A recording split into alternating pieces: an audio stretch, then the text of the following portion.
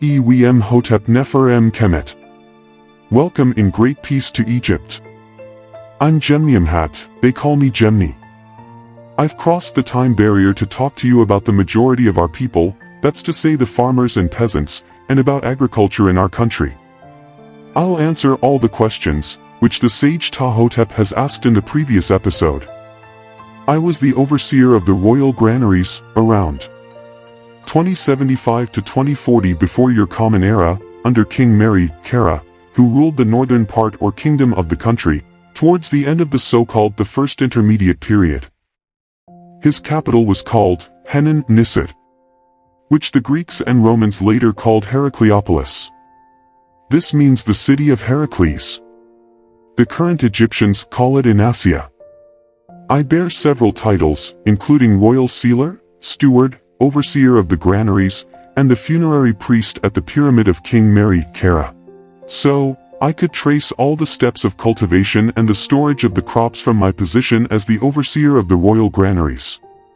Since time immemorial, early stargazers in our country could establish a calendar and calculate the length of the year correctly. Our civil calendar is a solar calendar with a 365-day year. The year consists of 3 seasons of 120 days each, plus an intercalary month of 5 epigomenal days treated as outside of the year proper.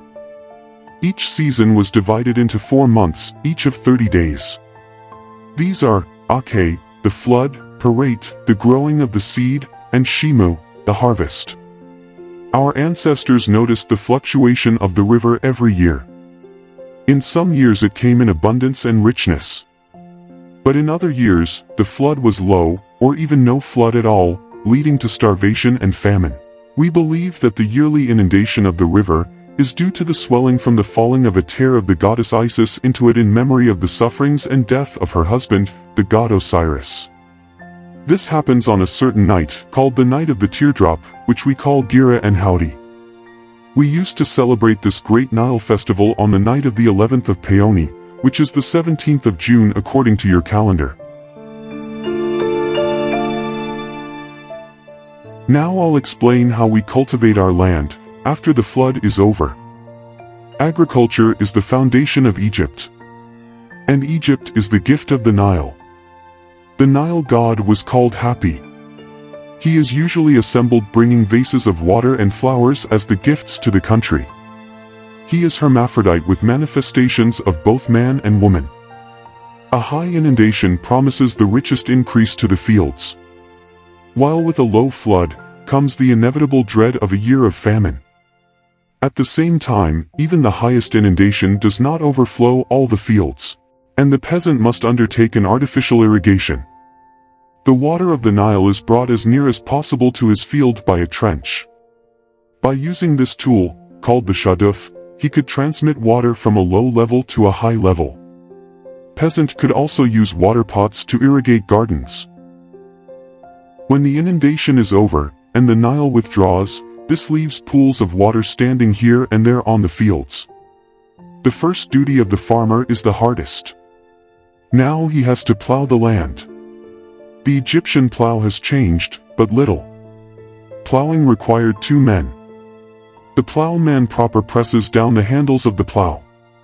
The other, the ox driver, is goading on the animals with his stick. The work goes on with the inevitable Egyptian cries. After plowing, however, the great clods of the heavy Egyptian soil had to be broken up again before the ground was ready for the seed. They then would use a wooden hoe. These are examples of our hoes. They were used to break the clods of earth with the blade. The men with hoes are always represented following the plow. Later they are assembled in front as well. Sometimes they are assembled alone in the fields, if for some crops, the farmers dispensed with the plow and were content with hoeing the soil. Sometimes wooden hammers would also be used to break up the clods of earth. The sowing of the seed then followed. After the land had been properly prepared, we see the scribe of the corn standing before the heap of seed. He is watching the men sowing and noting down how often each filled his little bag with seed. When the seed had been scattered, the work of sowing was not complete. This is followed by treading the seed as the sheep and goats are guided to press the seed deep in the soil. Laborers swinging their whips drive the sheep forward, others chase them back. A ram is about to offer resistance. He lowers his head in a threatening attitude. Then, harvest time comes, and the corn is cut by means of a short sickle. We cut the stalks high above the ground, maybe above the knee level, sometimes close to the ears. One of the peasants standing with the sickle under his arm. Instead of working, he prefers to reckon up on his fingers to his comrades how many sheaves he has already cut on that day. The conversation of the other harvest men also appears to be chiefly concerned with their own excellent qualities, with witty remarks. A flutist and a singer may also entertain the peasants during their work to encourage them. Then there is a pause in the work. Some are sitting on the grounds, others on low seats or on folded chairs. They are seemingly tired of work. A peasant is drinking water from a skin hung to the tree. A peasant is extremely exhausted, leaning forwards with his head down. Two girls are quarreling and pulling each other by the hair. A woman is helping her colleague, who suffers from a twisted leg. This nursing woman carries her child in a binder, while sitting and collecting sycamore figs. When the corn has been cut, it is bound in sheaves. A messenger is sent with a fine specimen to the owner of the property that he may see how good the crop is. The rest is put up on the field in heaps containing 3 or 4 bundles each. The ears that have been dropped are collected in the little bags by the gleaning women. The corn has now to be carried on the backs of donkeys and taken to the threshing floor. Donkeys are being driven to the field. The drivers behind them are calling out to them and brandishing their sticks. A donkey with her head raised greets a returning company with a loud bray. The sticks of the drivers admit of no delay. The donkeys arrive on the harvest field ready to be laden with the sheaves. One of the animals then kicks up his heels and refuses to come alongside. One of the drivers pulls him by the ears and leg. And another beats him. In the meantime, the sheaves have been tied up in a large basket or sack, or packed in panniers, which were hung over the saddle of the donkey.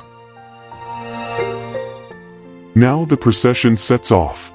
They go slowly enough, though the men never cease calling out to their beasts to run. But the donkeys are heavily laden, and one stumbles under his burden. The driver guides him by the tail. When they arrive at the corn stalk, which has been raised in this threshing floor, the sheaves are divided and 2 workmen busy themselves with throwing up the separate bundles of ears onto the stack. The threshing floor is a flat round area with the sides somewhat raised. The corn is spread out here and trodden by the hoofs of the animals driving about in it. Oxen can be seen in case if they are wanted for extra work. The work required by 10 donkeys can be achieved by only 3 oxen. They were driven round the floor in a circle.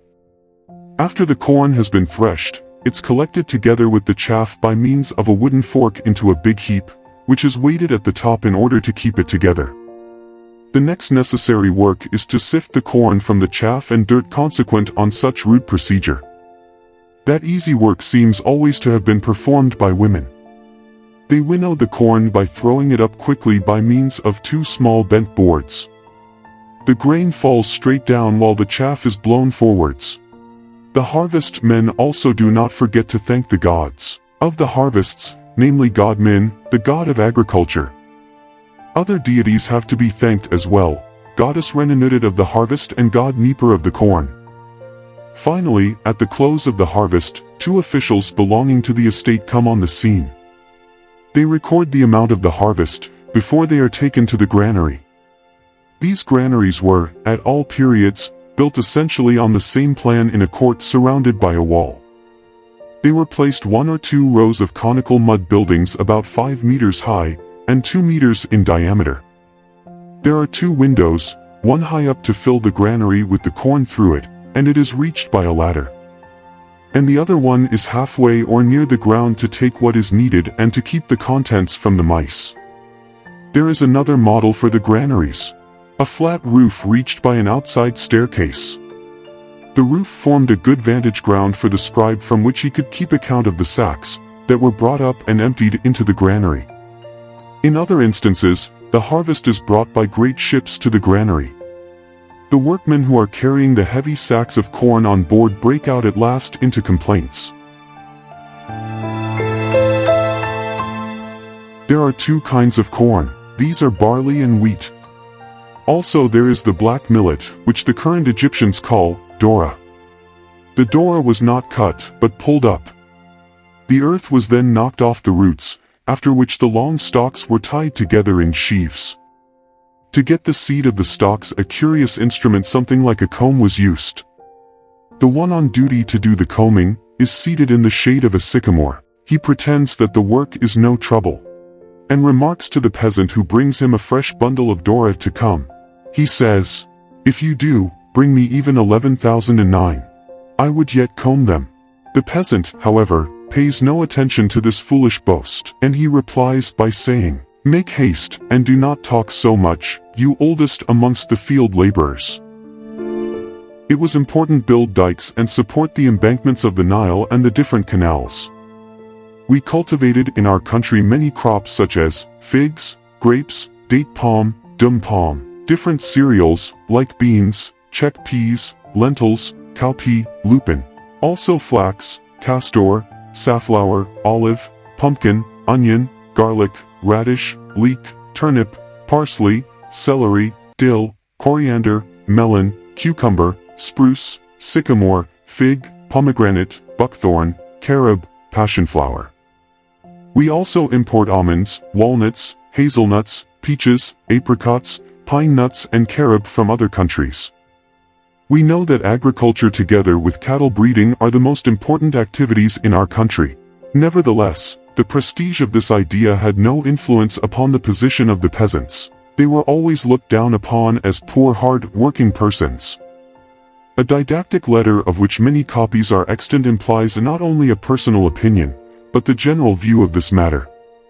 It describes the miserable life which the peasant had to live, because the result of his effort would go to other people, and he always takes a little. Make sure to tune into my next videos. If you have any thoughts or questions, add them to your comments. Kindly press the like, share and subscribe buttons. I'm Farag al-Sharabasi, and see you in the next episodes. Thank you.